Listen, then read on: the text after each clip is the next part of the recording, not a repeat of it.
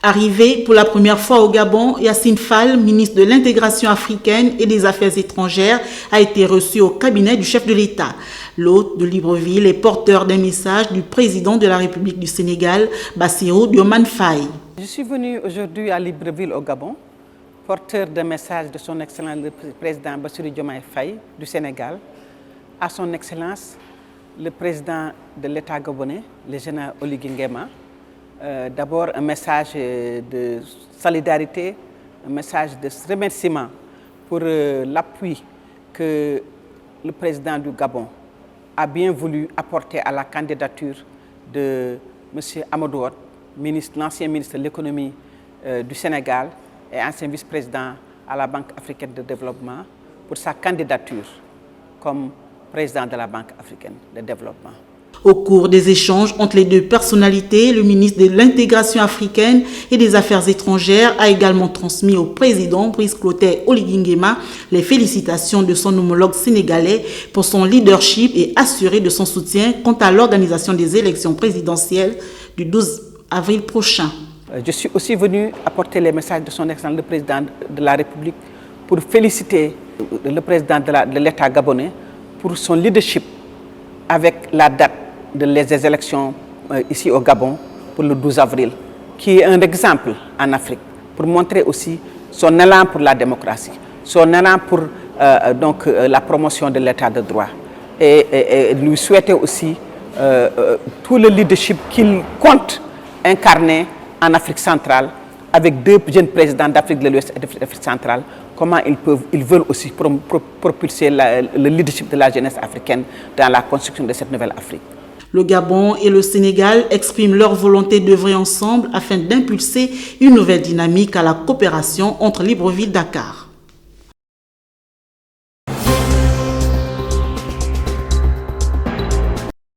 Entouré de ses proches collaborateurs dans une atmosphère en pointe de recueillement, le Premier ministre chef du gouvernement de la transition, Raymond Donk Sima, a échangé avec les membres du bureau du collectif des naufragés du bateau Esther Miracle, venu soumettre un cahier de charges à l'autorité de la transition. Nous avons été reçus par le Premier ministre chef du gouvernement de la transition dans le cadre de la préparation de la deuxième commémoration du naufrage d'Esther Miracle. À l'occasion, nous avons évoqué la présentation d'abord de l'événement, puis la présentation du comité d'organisation qui a été mis en place à cet effet par l'Assemblée générale. Ensuite, nous avons rappelé la situation actuelle des victimes, c'est-à-dire les survivants, les familles, les orphelins, les veuves et toute personne qui a perdu ses marchandises au cours de cette tragédie. Comme point d'orgue également transmis au Premier ministre, la sollicitation d'un suivi psychologique de tous les survivants et surtout une attention toute particulière aux orphelins. Si pour les survivants, on n'essaye pas de trouver un équilibre, c'est des Gabonais qu'on aura perdus parce que psychologiquement, ils sont atteints, parce que physiquement, ils sont atteints, parce que leur santé est atteinte. La même chose pour les veuves, les orphelins, les veufs. Donc, nous en appelons très humblement à la très haute attention de son Excellence, Monsieur le Président de la Transition, d'accorder une attention à cette réalité. C'est une réalité qui existe au Gabon. Le bateau Esther Miracle a coulé au large des côtes de Libreville le 9 mars 2023, occasionnant ainsi plusieurs victimes. La commémoration du deuxième anniversaire du triste événement ayant endeuillé plusieurs familles gabonaises est prévue à la date suscitée. Ils se sont alignés pour attendre recevoir leur bourse. Et c'est le directeur d'académie provinciale de la Nyanga qui s'est fait l'honneur de lancer les hostilités. Nous nous retrouvons ce lundi 17 février 2025 pour le lancement officiel du paiement des bourses du premier trimestre de cette année scolaire, comme annoncé par Madame le ministre d'État en charge de l'éducation nationale et de l'instruction civique, Carméliane Toutoum Leclerc. C'est l'occasion pour moi de remercier, au nom du bassin pédagogique de la Nyanga, les plus hautes autorités de notre pays, en tête desquelles le président de la transition, président de la République, chef de l'État, Son Excellence le général de brigade Brice Clotaire Oligingema pour son soutien sans faille à l'endroit de notre ministère. Aux apprenants, cette action doit être pour vous une source de motivation afin d'améliorer vos performances scolaires. Nous attendons de vous, et vous tous d'ailleurs, sans exception, de meilleurs rendements. Organisée sous la supervision du trésorier provincial, la remise des bourses aux ayants droit a été bien respectée dans son ensemble. Prochaine étape dans les départements. 10 jeunes Gabonais âgés de plus de 18 ans viennent d'être interpellés pour braquage, trafic de chanvre indien et vol aggravé, grâce à une RAF du parquet de la République en collaboration avec toutes les unités confondues, notamment la DGR, la PJ, l'OCLAD, l'OB2, appuyé par l'escadron gendarmerie mobile et la brigade centre. Le but étant d'assainir l'environnement dans la ville polluée par les cas de braquage, vol et trafic de drogue. L'opération a été menée dès 6 heures, comme le recommande le code pénal. Pour aujourd'hui, la bande à Kanché et le juge, comme on les appelle au quartier, n'a eu que 90 jours. Même cette moto qui leur servait de transaction n'a pas échappé à cette opération bien menée. Ça commence quand je cherche à aller me ravitailler. J'appelle mon fournisseur et moi on se croise sur la route de Mongo. On se croise, on fait la transaction, je prends ma marchandise. Quand je finis de prendre ma marchandise, chacun prend sa route. Je rentre, quand je rentre, j'essaie de trouver la marchandise dans la ville. Donc c'est avant la prison que j'allais à Moulengue Binza croiser un certain Bill, comme j'avais dit, disait ma première arrestation. Mais depuis que je suis sorti, donc, je ne peux plus le voyage, sauf la cargaison qui m'a dit les bonbons là. Je suis allé prendre le village pour fumer à la maison. Vraiment pour la vente de cannabis, j'avais déjà arrêté, mais comme je suis consommateur, voilà pourquoi on m'attrape avec. Donc vraiment, c'est pas... Bien qu'ils reconnaissent les faits qui leur sont reprochés, à Tchubanga, l'ordre reprend petit à petit sa place. Après la chasse aux mineurs dans les boîtes de nuit, le parquet de la République décidait aujourd'hui à redonner aux populations leur confiance à circuler librement dans la ville, sans risque de se faire braquer. L'écroulement de ce pont sur la rivière Ngala a attiré l'attention du gouverneur de province qui s'est rendu sur les lieux pour constater les dégâts. Aujourd'hui, les transporteurs passent par cette déviation qui pourrait totalement couper la circulation en cas d'inondation. Pour le directeur provincial des travaux publics, il va falloir reconstruire un nouvel ouvrage. Bon, nous avions enregistré l'effondrement du pont qui a entraîné une interruption de trafic. Et cet effondrement est dû aux pluies diluviennes qui s'est abattu ces derniers temps dans le département de Mongo. Donc, les pluies ayant entraîné des détritus et ont provoqué un étranglement, il faut détruire déjà ce que l'eau a pu gaspiller et reconstruire un autre ouvrage presque au même endroit. Vivement que cette difficulté trouve des solutions venant à sécuriser le trafic routier dans cette partie du département de Mongo. La place des fêtes de la commune d'Ndendé a servi de cadre le jeudi 13 février à la cérémonie d'installation du nouveau préfet du département de l'Adola en la personne de Alain Rodrigue Boussogou. À l'entame de la dite cérémonie, le délégué spécial en charge de la commune d'Ndendé a souhaité la cordiale des bienvenus au gouverneur de province et sa suite, avant de céder le pupitre au préfet sortant Jean Damascène Mapangou, qui a dit quitter le département de l'Adola avec le sentiment du devoir accompli.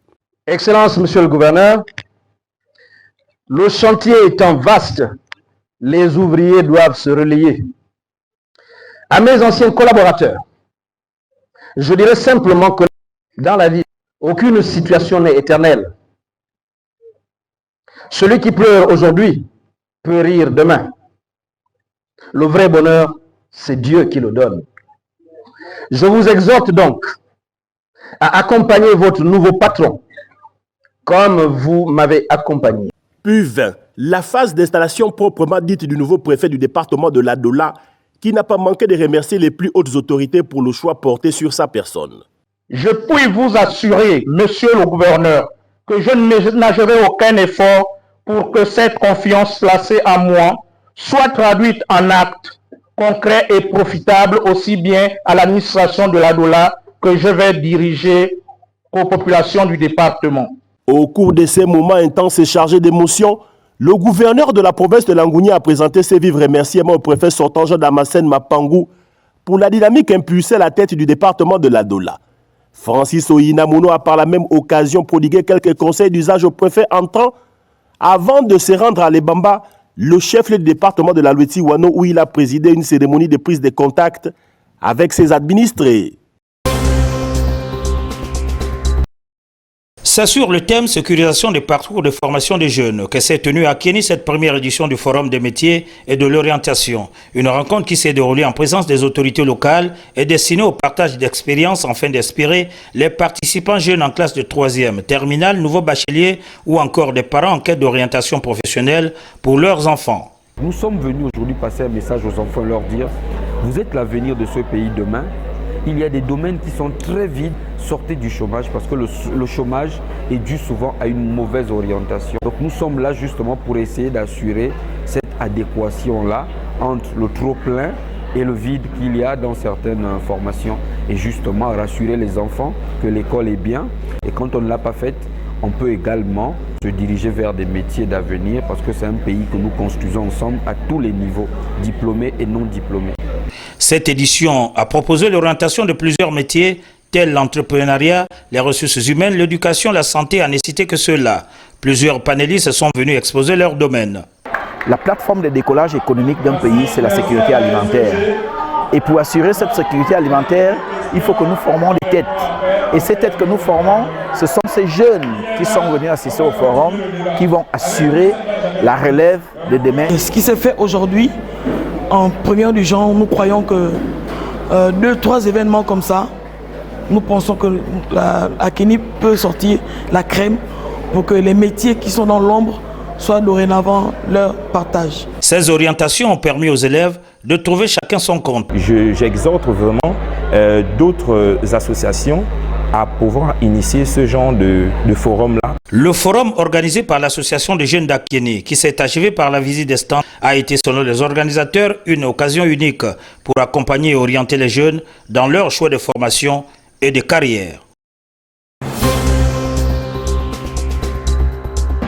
Restés en berne depuis environ 4 ans du fait de la pandémie de la Covid-19, les membres de CF Gabons Primates ont décidé lors de leur assemblée générale de la relance effective des activités de cette association qui milite pour le bien-être des animaux et surtout des primates. Il faut dire que le Gabon a la chance d'avoir cette riche diversité phonique, notamment des modèles des primates.